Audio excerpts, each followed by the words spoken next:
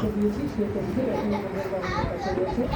পরবর্তীতে আসলে সেটি আর বাড়েনি এখন পর্যন্ত। তবে যে 8 জন আসলে ক্রিটিক্যাল অবস্থায় এই জাতীয় বার্ন এবং প্লাস্টিক সার্জারি নর্সিংহোমে ভর্তি রয়েছেন, তাদের আসলে পরবর্তী কি হবে সেটা আমাদেরকে 4টার সময় যখন আসলে ইন্টারভিউ করতে সময় যখন তখন কিন্তু তারা বলছেন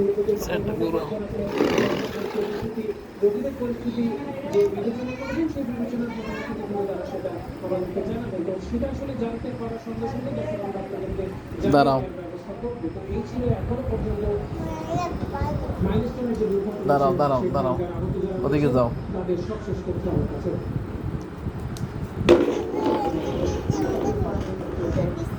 ওদিকে যাও, হাঁটো, চেয়ার ছাড়ো, ওদিকে আছে, হাঁটো হাঁটো, ভিডিও করতেছি না, হাঁটো।